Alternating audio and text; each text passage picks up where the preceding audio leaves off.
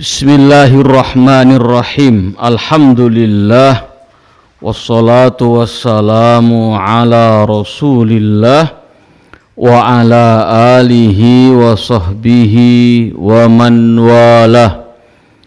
Ashhadu an la ilaha illallah wa ashhadu anna Muhammadan abduhu wa rasuluh. Wa ba'd. Ikhwati fid din, rahimani wa rahimakumullah. Setiap kita tentu sangat berharap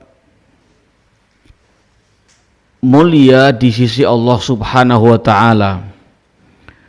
Dan setiap kita tentu sangat menginginkan kehidupan kita bahagia dunia dan akhiratnya. Dan setiap kita tentu berlindung kepada Allah dari berbagai kejelekan dan keburukan dan kemaksiatan kepada Allah Subhanahu wa taala dan dijauhkan dari azabnya. Oleh karena itu maka kita dalam syariat sangat dianjurkan dan sangat dibimbing untuk selalu muhasabah. Bukti seorang muslim atau muslimah itu cerdas dalam tinjauan syar'i ketika hidupnya itu selalu muhasabah, selalu introspeksi diri, selalu koreksi diri dan beramal untuk menuju kematian. Itulah kecerdasan menurut kacamata syar'i. Dan tidaklah seorang muslim yang Allah memberikan fitrah yang lurus pada hambanya, melainkan pasti menginginkan kebahagiaan hidup dunia dan akhirat kelak. Hanya saja Rasul sallallahu alaihi wasallam menyebutkan dalam hadits yang sahih, ad-dunya sijnul mu'min wa jannatul kafir. Dunia itu sijnul mu'min, kata Rasul sallallahu alaihi wasallam, penjaranya orang mukmin. Wa jannatul kafir, dan jannahnya, surganya orang kafir. Itu dunia. Kalau kita memahami hadis ini dan Allah memberikan taufik dan hidayahnya kepada kita untuk mengilmui dan memahami secara benar dan kita terapkan dalam kehidupan kita sehari-hari sampai akhir hayat kita, tentu kebahagiaanlah yang akan kita raih, kemuliaan yang akan kita raih, selamat dunia akhiratnya yang akan kita raih. Namun sebagaimana yang kita tahu bersama bahwa syaitan tidak akan rela kita ini masuk surga, kita ini baik, kita ini istiqomah. Sehingga dengan segala daya dan upaya syaitan terus menggagalkan ibadah kita, merusak ibadah kita, menggagalkan rencana program kebaikan kita dan ibadah kita, dan segala upaya menuju kecintaan Allah dan keridhaan Allah, upaya syaitan terus menggagalkan, digencarkan. Makanya Allah pastikan bahwa syaitan itu musuh kita paling nyata. Pasti aduwwum mubin. Syaitan musuh yang paling nyata buat kalian, buat kaum mukminin dan mukminat. Dan perang tidak henti-hentinya kecuali Allah kehendaki kita menang dengan syaitan. Kembali kepada hadis tadi, barakallahu fikum, bahwa ad-dunya sijnul mu'min wa jannatul kafir. Oh, dunia itu penjaranya orang mukmin. Apa maknanya? Apa maksudnya? Apa penjelasannya dari hadis yang sahih ini? Dunia bagi orang mukmin adalah penjara. Artinya segala yang tidak disukai oleh kita, segala yang tidak memperturutkan hawa nafsu kita, segala yang tidak memperturutkan syahwat kita, itulah yang akan mengantarkan kepada kebahagiaan dunia akhiratnya, sehingga terpenjara. Sholat 5 waktu. Sholat apa? 5 waktu.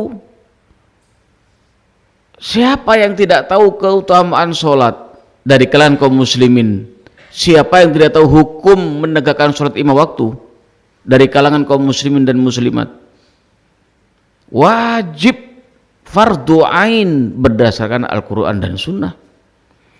Siapa yang tidak tahu keutamaannya sholat 5 waktu bagi laki-laki berjamaah di masjid?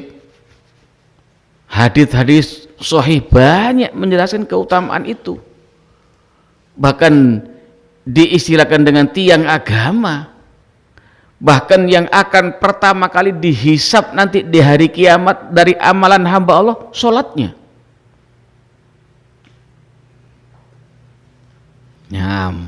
Namun subuh itu lumayan cukup berat, kecuali bagi orang-orang yang khusyuk, kecuali yang betul-betul diberi hidayah oleh Allah dan taufiknya untuk ikhlas karena Allah. Dan sholat subuh terkhusus dijadikan barometer, dijadikan tolak ukur, dijadikan pembeda oleh Allah melalui lisan Rasulnya Shallallahu Alaihi Wasallam dengan orang-orang munafik dalam keadaan pahalanya besar.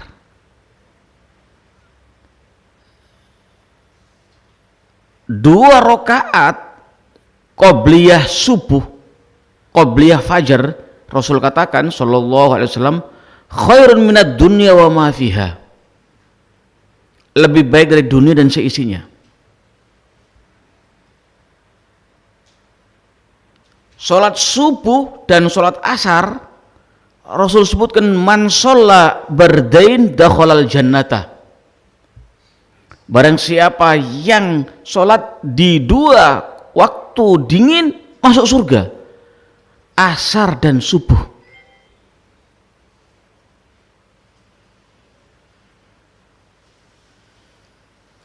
Namun harus bangun, bahkan akan lebih mulia dan lebih utama lagi ketika seorang muslim atau muslimah bangun sebelum subuh, qiyamul lail, setidaknya minimalnya sholat witir yang Rasul nggak pernah ninggalkan ketika safar maupun tidak safar, sholat witir.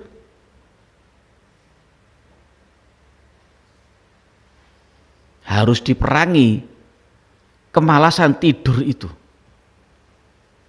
harus diperangi kebiasaan meremehkan waktu sholat subuh, diperangi. Dan harus dididik diri kita dan anak-anak kita di usia dini untuk tidak bermudah-mudahan bab sholat subuh. Ingat, dunia penjara bagi orang mukmin. Meninggalkan syahwat, memperturutkan syahwatnya, meninggalkan hawa nafsunya. Segala yang Allah haramkan, segala yang dilarang oleh Allah dan Rasulnya ditinggalkan. Penjara. Kewajiban yang Allah wajibkan dijalani. Perjuangan, pengorbanan, sijnul mukmin.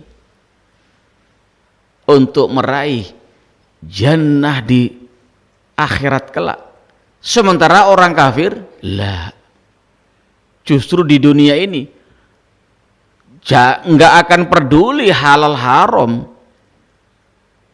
karena surganya, karena jannahnya di dunia. Mau dagang cara yang haram, riba, semua disikat. Minuman haram, makanan haram, bagi mereka nggak ada masalah, bagi mereka orang kafir. Jannahnya di situ. Nah, misalnya ada ungkapan mempertukan hawa nafsunya, ya itulah mereka. Artinya loss di dunia jannahnya mereka. Itu dunia. Sijnul mukmin wa jannatul kafir. Di hadis yang lain Rasul sebutkan huffatil jannah bil makarih wa huffatin nar bisyahwat. Surga jannah itu dikitari, dikelilingi oleh makarih, sesuatu yang tidak disukai, sesuatu yang perlu perjuangan dan pengorbanan. Makarih, itulah surga yang ngitari itu. Sementara neraka itu dikitari, dikelilingi dengan apa? Syahwat, sesuatu yang memperturutkan syahwatnya.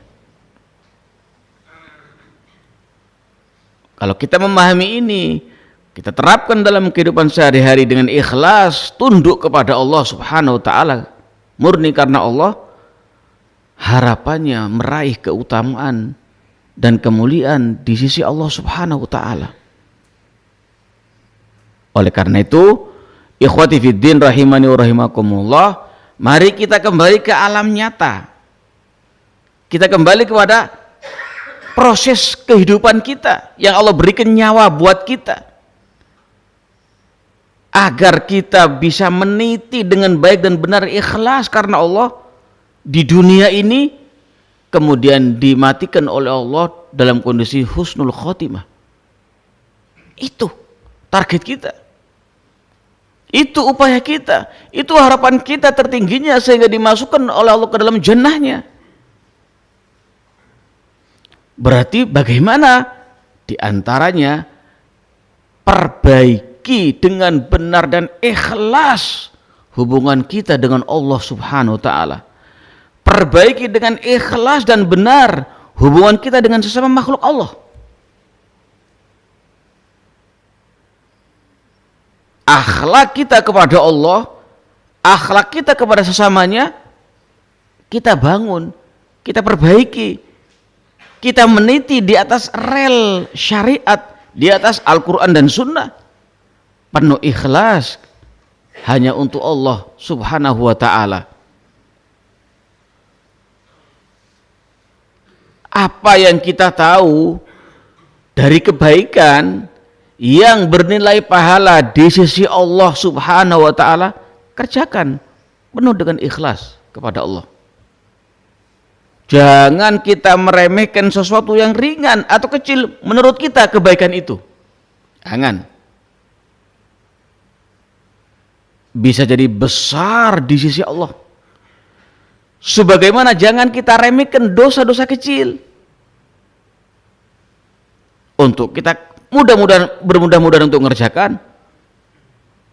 Untuk kita terjerumus dalam dosa-dosa kecil, bermudah-mudahan, jangan. Karena kecilnya dosa-dosa itu kalau dikerjakan akan membesar. Na'udzubillah min dzalik.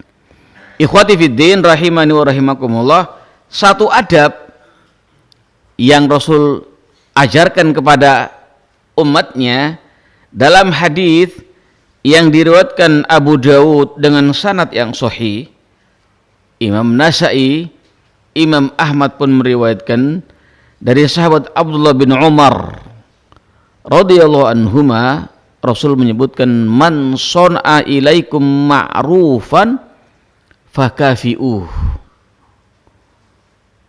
fa illam tastati'u fad'u lahu hatta ta'lamu annakum qad kafa'tumuh.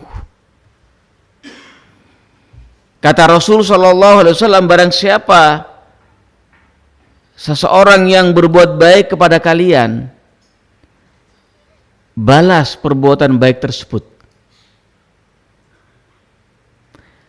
Syariat Islam membimbing kita untuk membalas perbuatan baik orang lain kepada kita.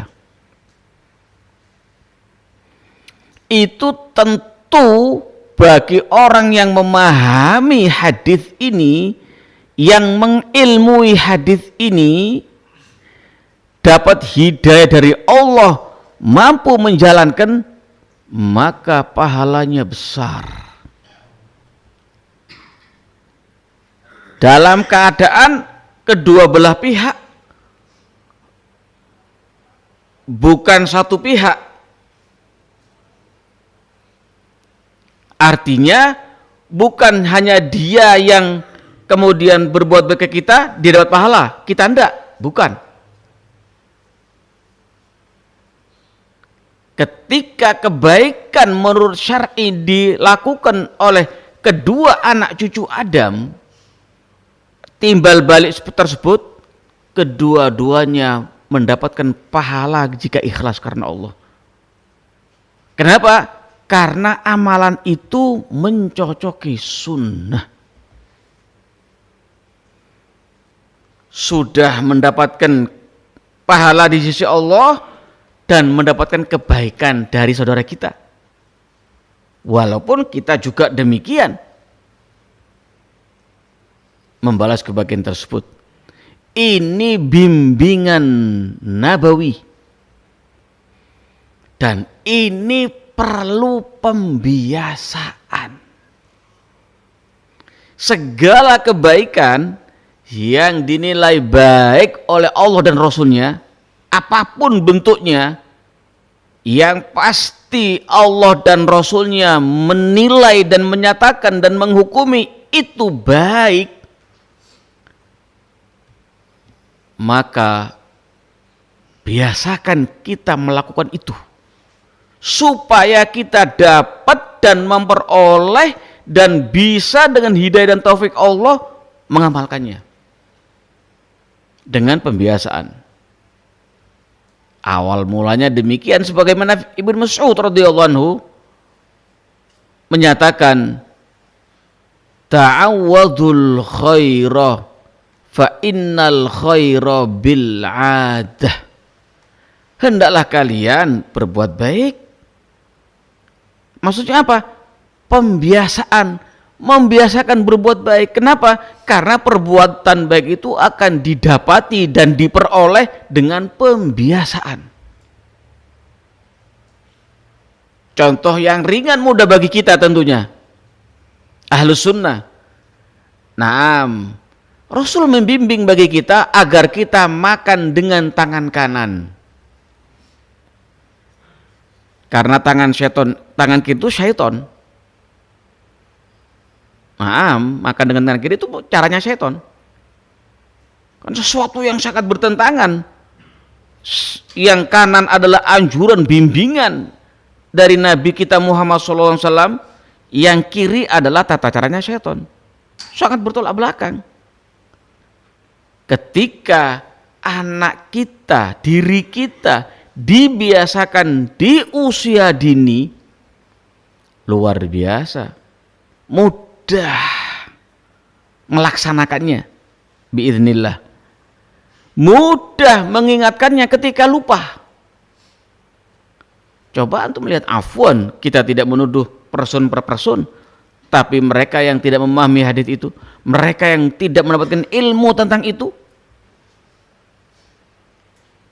yang sering kita lihat dua hal, makan kerupuk atau lauk di tangan kiri langsung disuapkan oleh kirinya, atau minum.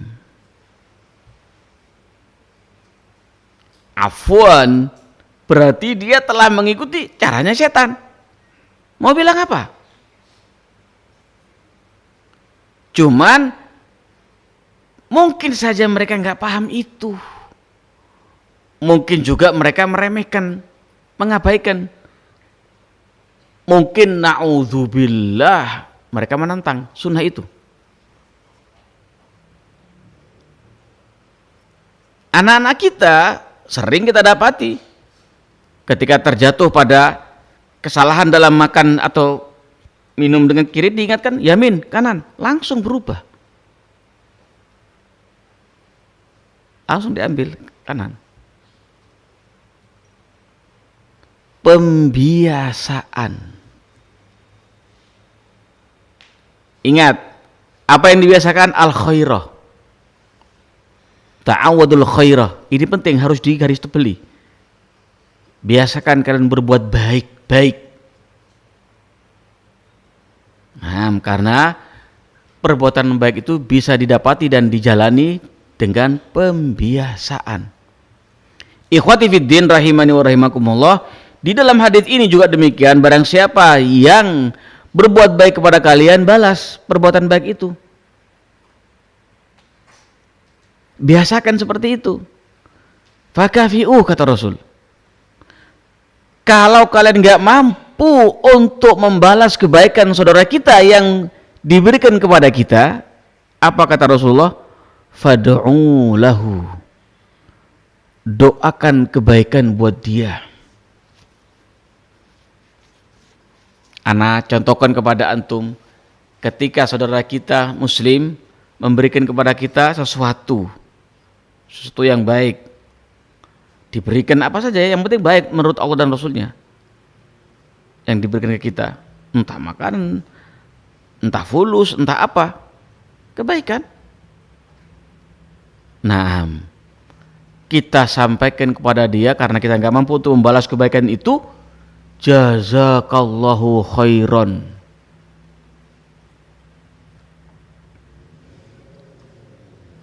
Doakan,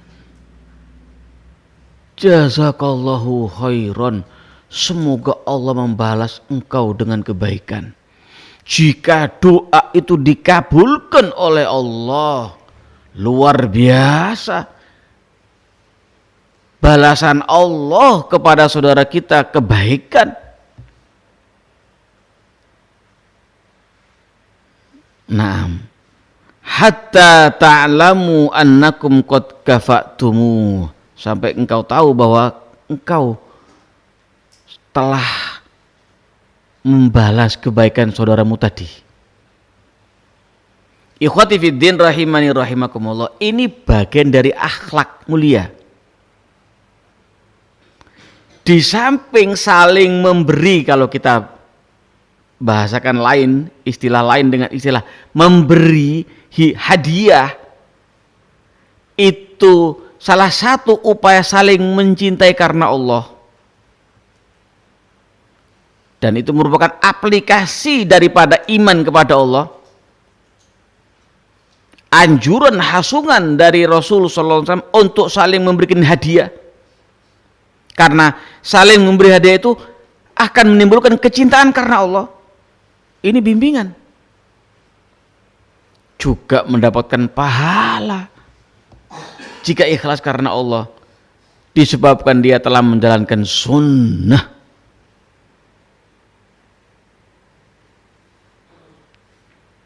Betapa mulianya seseorang hamba Allah ketika hidupnya dipenuhi dengan amalan sunnah, dipenuhi dengan amalan yang mencocoki syariat Allah dan Rasulnya, apapun yang dia kerjakan dalam kurun 24 jam. Bangun seumpamanya subuh jam 4, seumpama jam 3 bangun dia, doa tidur dia baca, bangun tidur doanya dia baca, kemudian wudhu, ambil air wudhu, sholat 2 rakaat, sudah berapa pahalanya? Apalagi dia qiyamul lail, yang itu merupakan sholat paling utama setelah sholat fardu. Lanjut dengan witir, di situ ada doa yang Rasul katakan, inna fil laili la sa'atan la yuwafiquha rajulun muslim yas'alullah min khairi dunya wal akhirah illa a'tahu iya wa dzalika kullu lailatin, kata Rasul. Sungguh di satu malam itu ada saatnya, ada waktu yang tidaklah seorang muslim menepati waktu itu kemudian mohon kepada Allah kebaikan dunia dan akhiratnya kecuali Allah kabulkan, dan itu tiap malam. Coba antum renungkan sejenak yang ringkas dan sederhana ini. Setelah itu dia masuk azan subuh,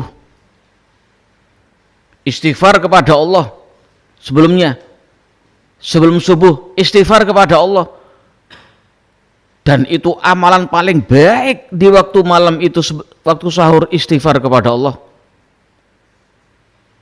Ciri khas orang mukmin yang Allah pilih dari hambanya adalah istighfar, mohon ampun kepada Allah di waktu sahur. Di waktu itu, nah para ulama menjelaskan lebih afdal istighfar dari baca Al-Quran di waktu itu, waktu sahur. Kerjakan doa bangun tidur, wudu, qiyamul lail, witir, istighfar, adzan subuh, sholat 2 rakaat. Kemudian setelah itu ke masjid, langkah dari rumah menuju masjid, setiap langkah itu dinilai sedekah. Nyampe di masjid dia sholat 2 rakaat tahiyatul masjid, qomat berjamaah. Apa kata Rasulullah SAW? Lau ya'lamuna ma fil isya'i wal fajr la atau walau kanu habwan. Kalau orang-orang munafik itu paham pahala yang Allah janjikan, yang Allah berikan kepada orang-orang yang sholat di waktu isya dan subuh kaum muslimin, mereka akan datang ke masjid walaupun dalam keadaan merangkak. Setelah itu zikir ba'da sholah, setelah itu zikir pagi, terus aktivitas. Boleh sarapan silahkan, boleh murojaah silahkan, boleh setelah itu cari maisha silahkan, sampai tiba waktu zuhur, sholat zuhur, yang laki-laki berjamaah, kaum laki-laki. Terus misalnya istirahat silahkan istirahat, kerja misalnya murojaah lagi sampai asar silahkan. Asar jangan lupa berjamaah ke masjid. Kemudian setelah itu sudah selesai pekerjaan dunia, istirahat misalnya, taklim, murojaah, baca Al-Quran, terus membimbing anak-anaknya, terus maghrib ke masjid lagi, sholat berjamaah, hadiri taklim misalnya, terus sampai isya sholat lagi berjamaah, murojaah atau taklim, terus sampai waktu istirahat bermalam, doa mau tidur, bangun lagi jam 3 malam tadi. Tidak ada waktu dan kesempatan untuk afwan, begadang, kemudian jalan-jalan di jalanan, duduk nongkrong di pinggir jalan atau ngerumpi, nggak ada waktu. Karena diisi hal-hal yang bermanfaat. Imma untuk ikhwah misalnya cari maisha, tolabul ilm, istirahat, ibadah kepada Allah, kemudian ngurus anak-anaknya, mendidik anak-anaknya. Waktunya itu semua bermanfaat. Cari maisha jangan dikira kalau dia ikhlas karena Allah, bernilai ibadah, berapa pahalanya? Sudah dapat rizki, harta, diberi pahala. Bukankah itu sebuah kenikmatan? Bukankah itu sebuah kebaikan? Itu kenikmatan, itu kebaikan. Ikhwati fiddin rahimani wa rahimakumullah jami'an. perlu diketahui bahwa kita tidak menyangkal dan tidak mengingkari akan kekurangan kita dan kelemahan kita. Namun bukan berarti kekurangan dan kelemahan kita ini dijadikan sebagai alasan untuk kita malas ibadah kepada Allah, untuk malas thalabul ilm, untuk malas berbuat baik. La, tidak seperti itu kondisinya. Dalam hadis yang diriwayatkan oleh Imam Bukhari dan Muslim dalam sahihnya dari Abu Musa al-Asy'ari radhiyallahu an, Rasulullah sallallahu alaihi wasallam bersabda, ala kulli muslimin shadaqatun. Setiap orang muslim itu ada nilai sedekahnya, ada peluang untuk bersedekah. Coba. Qalu ya Nabi Allah, sahabat bertanya, wahai Nabi Allah, faman lam yajid, bagaimana kalau seseorang hamba Allah enggak mampu untuk bersedekah? Apa kata Rasulullah? Qala ya'malu biyadihi fayanfa'u nafsahu wa yatasaddaqu. Ya, kalau gitu dia bekerja dengan tangannya, bekerja cari maisha, cari rezeki, mengais rezeki dengan tangan dia, silakan, dan bisa hasilnya itu buat manfaat dirinya dan kemudian bersedekah. Qalu fa illam yajid, ya Rasulullah, kalau enggak mampu, enggak mendapati itu, oh gitu, Rasul menyatakan yu'inu dzal haja al malhuf. Kalau gitu hendaklah dia menolong orang yang butuh bantuan, yang terzolimi atau yang sangat lemah bantuan itu. Kalau gitu, kau bantu orang yang butuh bantuan, yang terzolimi atau orang yang lemah, kau bantu. Kalau gitu, qalu fa illam yajid, sahabat bertanya lagi, ya kalau enggak mampu ya Rasulullah, kalau enggak mendapati itu ya Rasulullah, bagaimana? Qala fal ya'mal bil ma'ruf wal yumsik anis syarr fa innaha lahu shadaqatun. Kalau tidak mampu lagi, nggak mendapat itu, dan dia nggak bisa mengamalkan itu, khalas. Kalau begitu berbuatlah kebaikan, beramallah amalan baik, apa yang dinilai baik oleh Allah dan Rasulnya, kemudian tahan dirinya dari segala kejelekan. Tahan dirinya dari perbuatan dosa dan maksiat kepada Allah, tahan. Karena itu teranggap sedekah secara syar'i. Ikhwati fiddin, rahimani wa rahimakumullah. Hadits ini sangatlah mudah dicerna, mudah difahami, mudah kita mengilmuinya. Gamblang. Naam.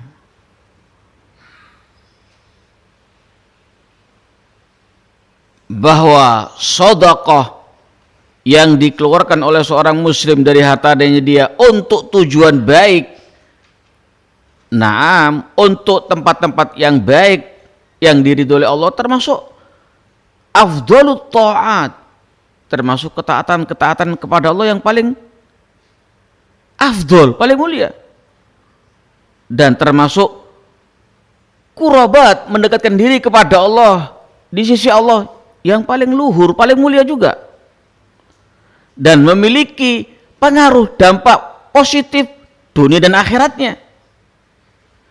Dan sedekah tidak harus dengan harta saja, sedekah tidak hanya dengan harta, bahkan bisa dengan menolong orang lain kebaikan, menahan diri dari perbuatan jelek, sedekah.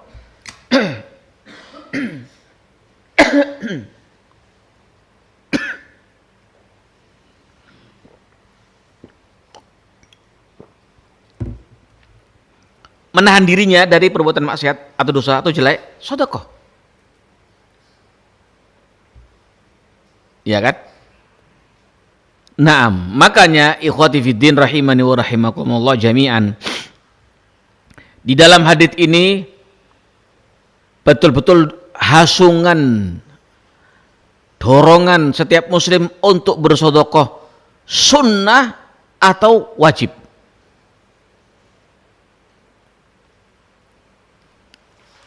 Tidak ada alasan untuk tidak mampu. Artinya harta nggak punya, terus ya apa? Oh nggak punya memangnya, nggak ada betul. Nah, kalau gitu sudah nggak usah sedekah. Enggak, masih ada lain. Berbuat baik. Apakah mungkin, afwan, dalam praktek seorang muslim tidak mampu berbuat baik? Apapun namanya kebaikan yang dinilai baik oleh Allah dan Rasulnya. Satu. Dan itu teranggap sedekah, perbuatan baik itu. Kedua, menahan diri dari kemaksiatan, dari kejelekan, keburukan. Itu juga sedekah. Artinya, afwan, biar tidak ada ketersinggungan dari kalangan kaum muslimin dan muslimat yang fakir dan tidak putus asa dan tidak minder, masih ada jalan lainnya yang teranggap ternilai sedekah dalam syar'i.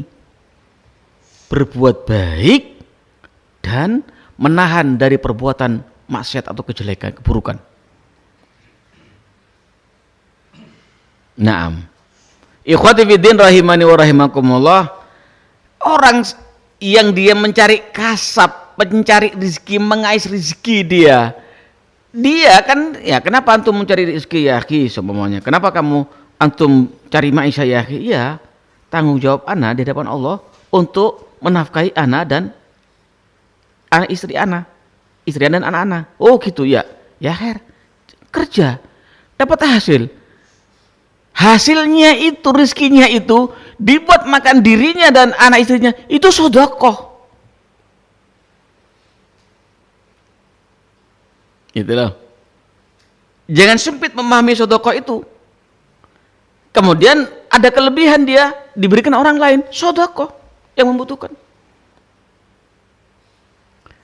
Membantu orang yang didolimi, ini sedekah.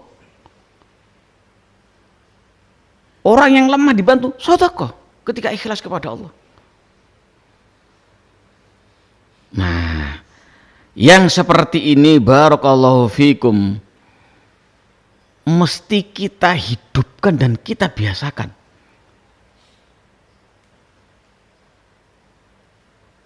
Jangan putus asa, jangan malas, jangan berpangku tangan. Jangan mengandalkan orang lain.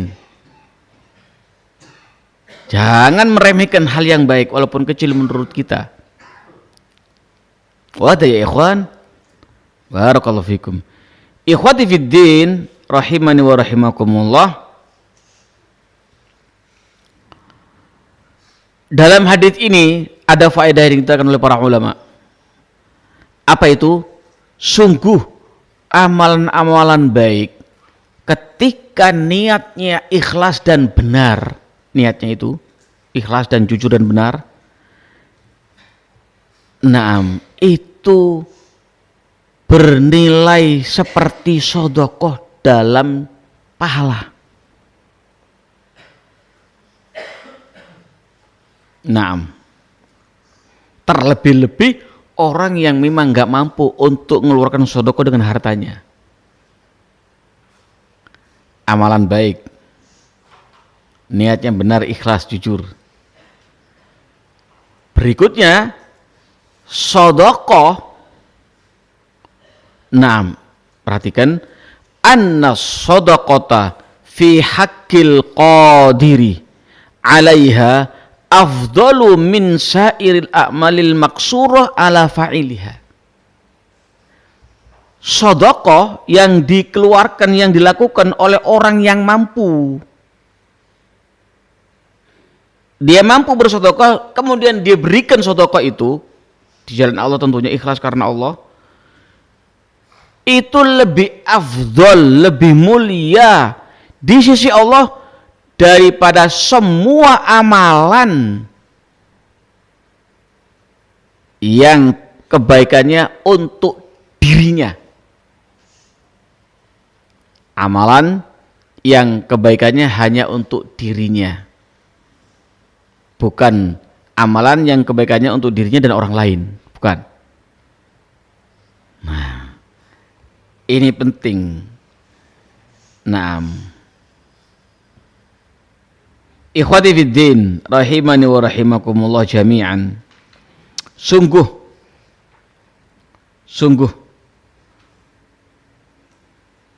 hadits ini betul-betul nasihat bagi kita bahwa sedekah itu dituntut bagi setiap kaum muslimin, yang kaya, yang fakir, semua sesuai dengan kadar kemampuannya. Kembali merujuk ke hadis tadi. Nah, kemudian berikutnya bahwa dalam hadits ini keutamaan at-takassub. Takassub itu mencari maisha, cari nafkah. Naam. Ada nilai keutamanya. Naam. Karena memang hasil dari nafkah dan maisha itu untuk diri makan oleh dirinya dan untuk keluarganya. Nah, dan itu untuk ibadah kepada Allah. Nah, makanya sesungguhnya kebaikan-kebaikan ini banyak. Tapi untuk menjalani, pertama dan paling awal, paling utama adalah hidayah dari Allah. Kedua, pembiasaan. Nah,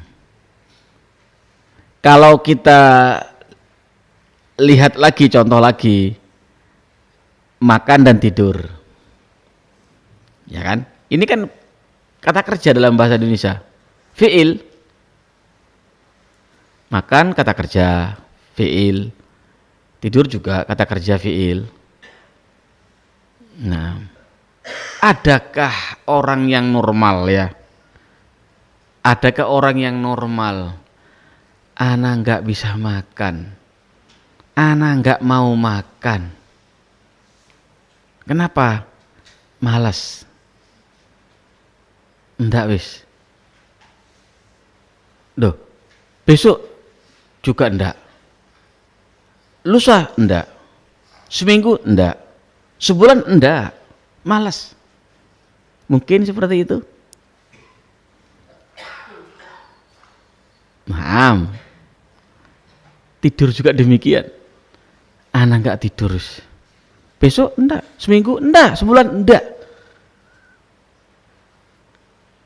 Nah, kenapa Anda makan lumayan? Kenapa Anda tidur juga lumayan? Karena kebiasaan. Di antara salah satu sebabnya pembahasannya karena kebiasaan. Bahkan kalau ada entah dokter entah apal muhim, nah makan jam sekian maksimal, seperti itu. Kalau itu saja bisa, kenapa yang lain nggak bisa? Kan gitu. Sementara kebutuhan kita terhadap ilmu ya jauh lebih butuh sangat daripada makan dan minum. Mau berapa kali kita makan dan minum sehari? Sedangkan ilmu, kebutuhan kita terhadap ilmu ini itu seiring dengan detak nafas kita.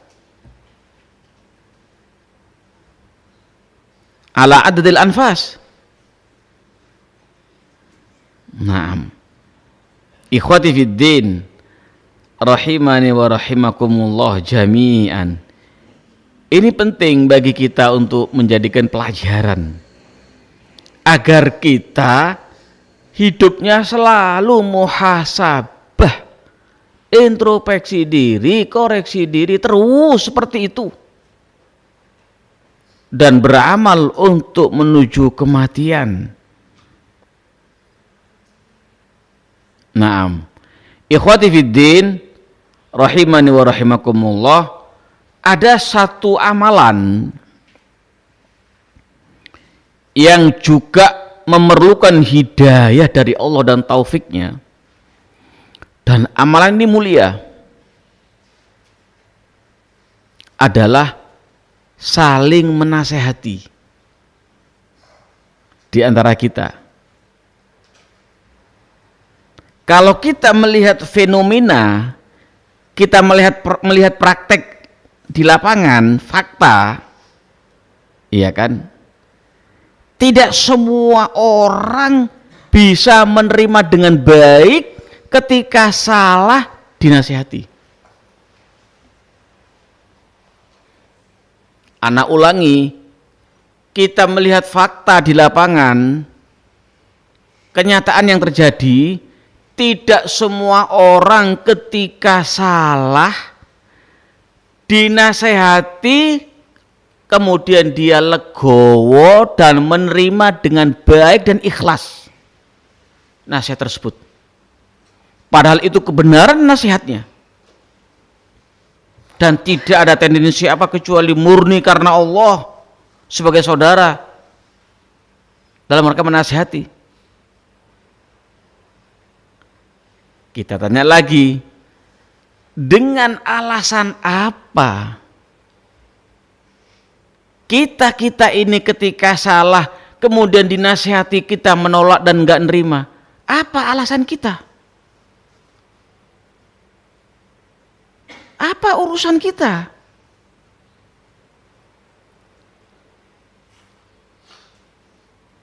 Apa penyebabnya? Kok bisa? Sementara Rasul menyatakan ad-dinun nasiha, agama ini nasihat. Kita khawatir terganjal oleh syaitan. Kita khawatir terpengaruh oleh langkah-langkah syaitan. Kita khawatir kena makarnya syaitan. Dalam keadaan orang itu mulia ketika dinasehati dengan kebenaran, tentunya dengan al-haq, kemudian dia menerima dengan ikhlas dan lapang dada. Itu keutamaan, itu kemuliaan. Sebagaimana orang yang salah mengakui dirinya salah dan taubat kepada Allah jika berkaitan dengan hak-hak Allah, minta maaf kepada saudaranya jika berkaitan dengan hak saudaranya, dia akui itu kesalahan, itu mulia, bukan jelek. Namun kembali kepada fakta, kenyataan di lapangan, kenapa kok masih ada yang menolak, bahkan lebih daripada menolak, membenci orang yang menasihati? Mari kita dengarkan baik-baik nasihat Amirul Mukminin Umar bin Khattab radhiyallahu anhu. La khaira fi qaumin laisu binasihin wala khaira fi qaumin la yuhibbunan nusha. Tidak ada kebaikan pada kaum yang tidak ada pada mereka nasihat atau orang yang menasihati. Tidak ada kebaikan pada kaum yang tidak menyukai, tidak mencintai nasihat.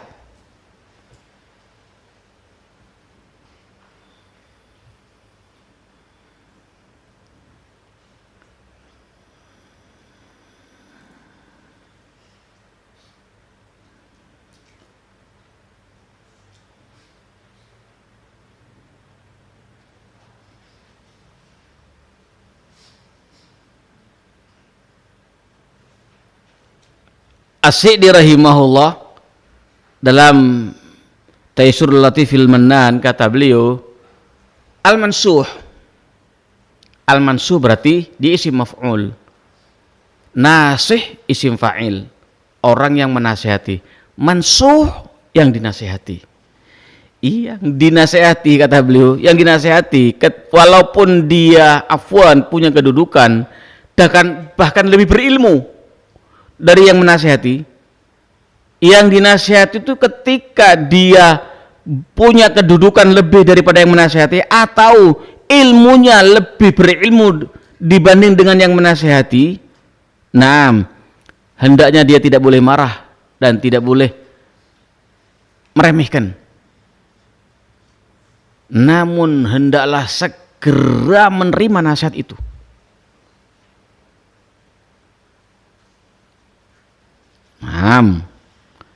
Itu kata As-Sa'di rahimahullah rahmatan wasi'ah.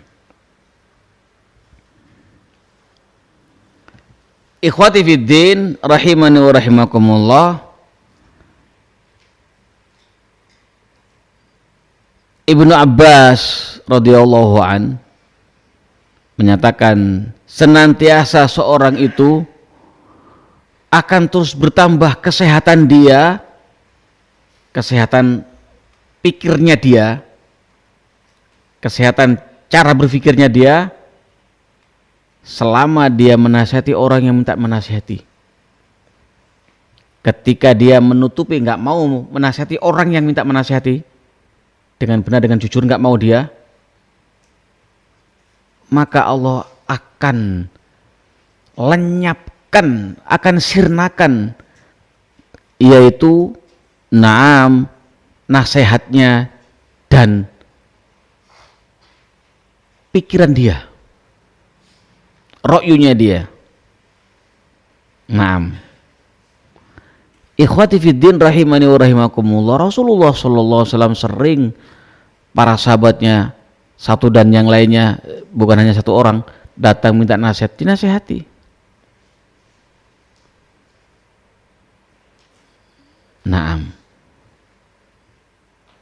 Ini semua menunjukkan tentang betapa tinggi nilai kedudukan nasihat dalam Islam.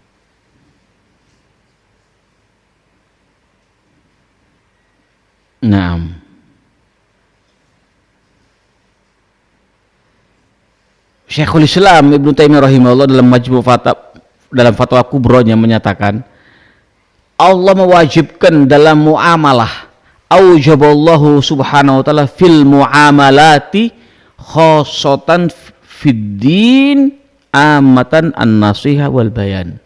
Allah mewajibkan dalam bermuamalah, terkhusus dalam agama secara umum, adalah nasihat dan penjelasan, arahan, bimbingan.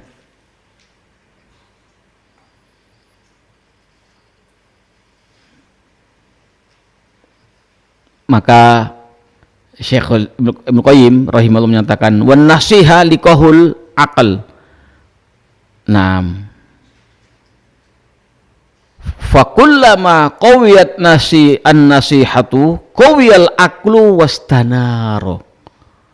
Nasihat itu merupakan inti dari akal. Cemerlangnya akal itu nasihat. Setiap orang itu kuat dalam memberikan nasihat dan arahan dan bimbingan, kuatlah akal dia dan bercahayalah akal dia,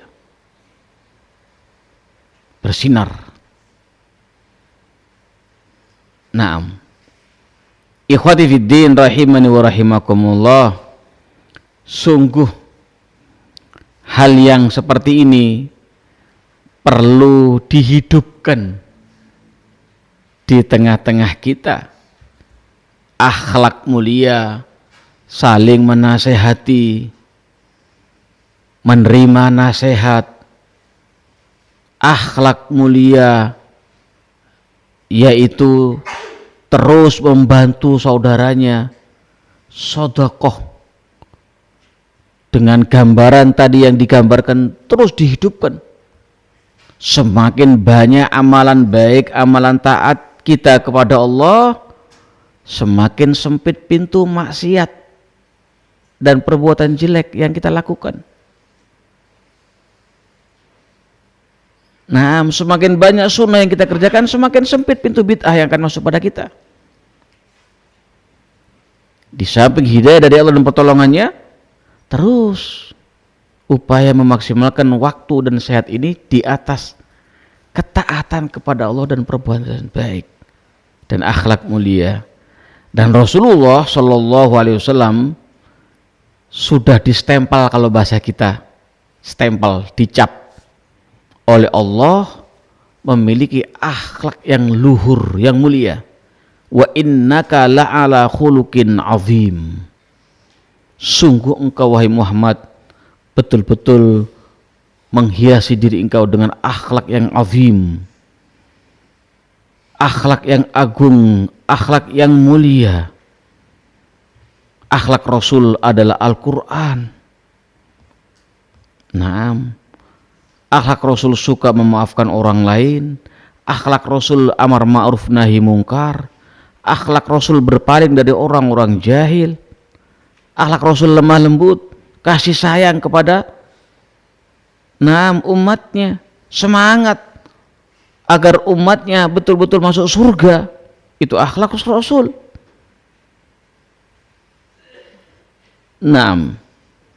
Ikhwati fiddin rahimani wa rahimakumullah, akhlak Rasul juga derma, loman.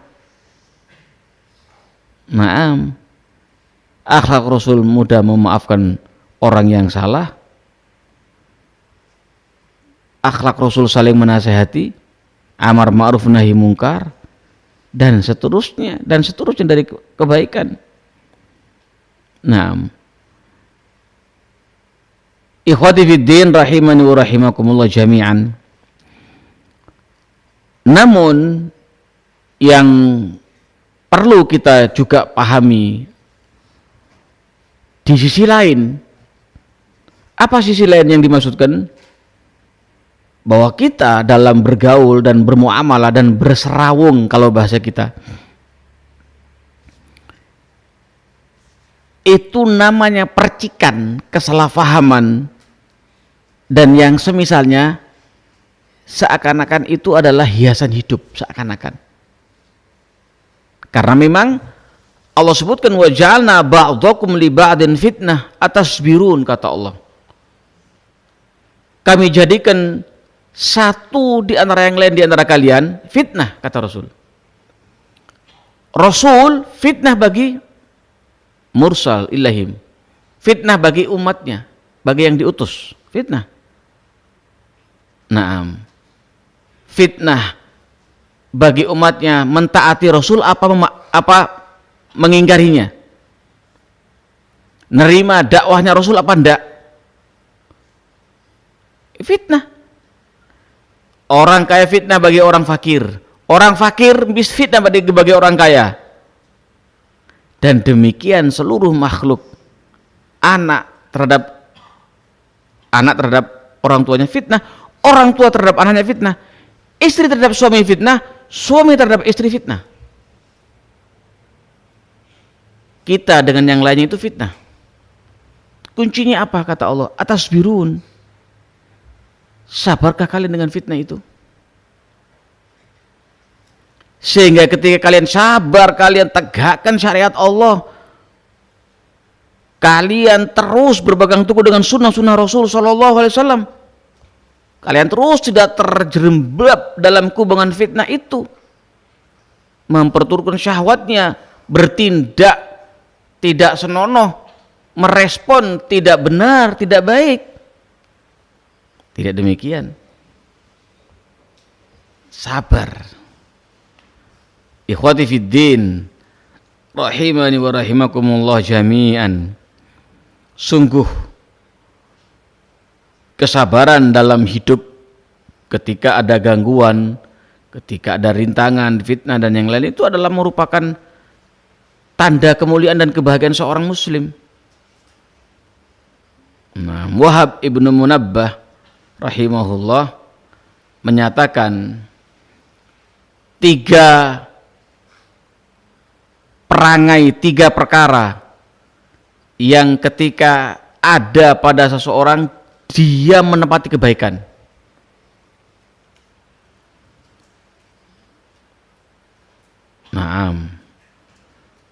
Apa itu? As-sakha. Sakha itu ialah dermawan, loman.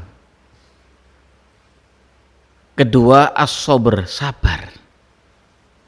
Alal adza, atas gangguan orang lain. Yang keempat, tibul kalam, yaitu bertutur kata dengan baik. Ketika ada pada seorang muslim seperti itu, dia telah menepati dan mendapatkan kebaikan. Naam.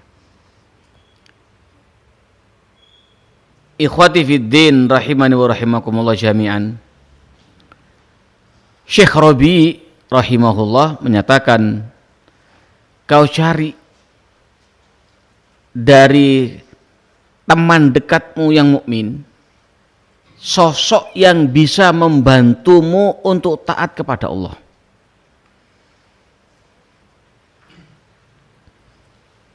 Kau cari temanmu orang mukmin yang bisa mendorong dan menghasung dan mengamalkan kebaikan. Kau cari temanmu mukmin yang baik yang bisa memperingatkan kamu dari segala kejelekan dan dosa dan maksiat. Niscaya engkau tidak akan mendapatkan dari dia kecuali kebaikan. Ikhwati fiddin rahimani wa rahimakumullah. Sungguh perkara yang memang betul-betul kita ini terlewatkan, bahasa kita terlewatkan adalah ketika kita terlena dengan dunia dan syahwat. Ketika kita menjauh dari ahlul khair. Menjauh dari apa? Ahlul khair, orang-orang yang soleh, orang-orang yang baik. Ketika kita tidak peduli terhadap sesama kita. Nah, maka yang demikian sungguh akan menjadi penyesalan bagi pelakunya. Dan sungguh hal yang perlu kita perjuangkan sampai akhir hayat kita adalah kesabaran kita dalam menjalankan sunnah yang mulia ini dan al-haq sampai akhir hayat kita. Sampai-sampai Rasul menyebutkan dari Anas bin Malik radhiyallahu anhu yang diriwayatkan Tirmidzi dan disahihkan oleh Syekh Albani rahimahullah, ya'ti 'alan nasi zamanun was-sabiru fihim 'ala dinih kal qabid 'alal jamar.